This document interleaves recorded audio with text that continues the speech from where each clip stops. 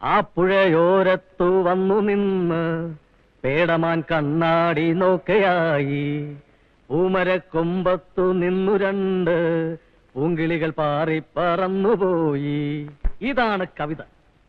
അനശ്വരമായ അനുഭൂതികളും കൊണ്ട് കവിയുടെ ഹൃദയാന്തർഭാഗത്തു നിന്ന് അനുവാചക ഹൃദയങ്ങളിലേക്ക് അനർഗളം പ്രവഹിക്കുന്ന അനന്തമായ ആകാശഗംഗ. അതായിരുന്നു ചങ്ങമ്പുഴ കവിത.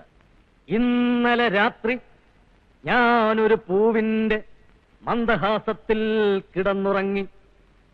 ഒരു കൊച്ചു പൂവിന്റെ മന്ദഹാസത്തിൽ കിടന്നുറങ്ങാൻ ചങ്ങമ്പുഴയ്ക്കല്ലാതെ മറ്റാർക്കാണ് കഴിയുക?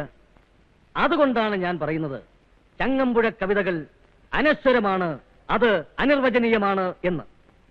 നീ മറഞ്ഞാലും മായുകില്ല നീലക്കുയിലേ നിൻക. ഈ അവർ ക്ലാസ് ഏതാ കുട്ടി? മലയാളത്തിലെ ആധുനിക കവിത. എടോ പ്രേമേന്ദ്ര, തനിക്ക് ഈ ചങ്ങമ്പുഴയല്ലാതെ മറ്റൊന്നും എടുക്കാനില്ലേ? നേരം വെളുത്താ തുടങ്ങും ചങ്ങമ്പുഴയുടെ പ്രേമസങ്കല്പം, ചങ്ങമ്പുഴയുടെ ആനസങ്കല്പം.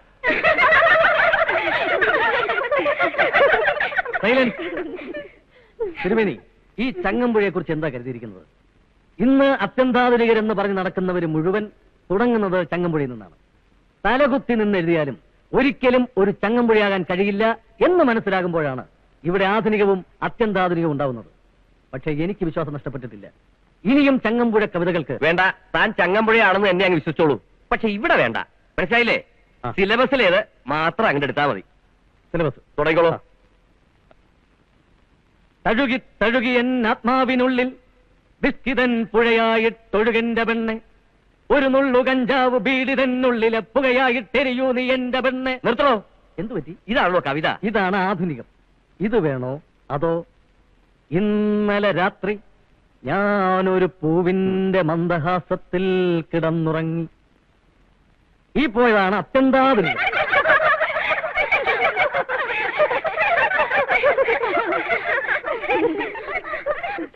നല്ല രസമുള്ള ക്ലാസ് ആയിരുന്നു അല്ലേ?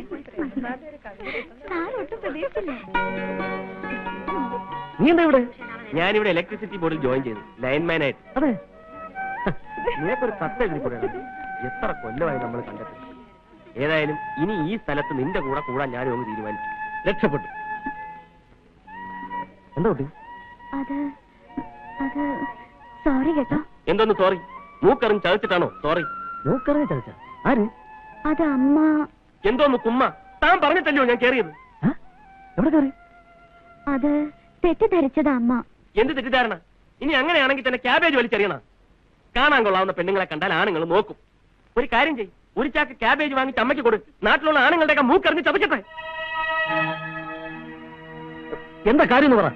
ഇത് കണ്ട മൂക്കല്ലേ? അതല്ല, ഈ നീലിച്ച് കിടക്കുന്ന കണ്ട. ഇവളുടെ തള്ള എറിഞ്ഞ് ചതച്ചാണ്. ഇവളെ ഞാൻ കൈ കാണിച്ച് വിളിച്ചെന്നു, അതും പോസ്റ്റിന്റെ മേളിലിരുന്നു. പോയി പറഞ്ഞേക്ക്, ഞാൻ തന്നെ കൈ കാണിച്ച് വിളിച്ചെങ്കിൽ എനിക്ക് തന്നോട് ഇഷ്ടമുള്ളതുകൊണ്ടാണ്. ഇടോ, തന്റെ മുഖത്ത് നോക്കി ഐ ലവ് യു എന്ന് പറയണമെന്നുണ്ടെങ്കിൽ ഐ ലവ് യു എന്ന് പറയാൻ എനിക്ക് ചങ്കൂറ്റമുണ്ട്. അതിനാരുടെ ഓസാരം ഒന്നും വേണ്ട. ശിവ, വേണ്ടി വന്നാൽ കല്യാണം കഴിക്കുമെന്ന് പറഞ്ഞാല് പറ. ശിവ, നീ എന്ത് വിചാരിച്ചാ? ഇതൊരു സ്ഥാപനമല്ലേ? ബോറായോ? ഇല്ല, മനോഹരമായി. കുറച്ച് ഓവറായോ എന്നൊരു ഡൗട്ട്. ആക്ച്വലി നീ കൈ കാണിച്ച് വിളിച്ച പോട്ടെ പാർവതി, ഇനി വിഷമിച്ചിട്ട് എന്താ കാര്യം? ഇങ്ങനത്തെ മനുഷ്യരുണ്ടോ? സംസ്കാരമില്ലാത്തവൻ അത്രയൊക്കെ ഉണ്ടാവും. സോറി പറയാൻ പോയതാ തെറ്റായത്. എന്തൊക്കെയാണ് പറഞ്ഞത്? വേണ്ടി വന്ന എന്നെ കല്യാണം കഴിക്കും പോലും. ഇന്ന് വരട്ടെ കേട്ടെ. ഒന്നും പറയാനൊക്കില്ല.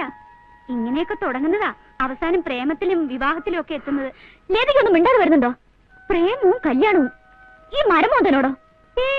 മരമോന്തയൊന്നുമല്ല, അയാളുടെ മുഖം നല്ലതാ. ഇപ്പൊ അല്പം ചതഞ്ഞു കാണും, ഏറ് കൊണ്ടിട്ട്. അത്രേ ഉള്ളൂ.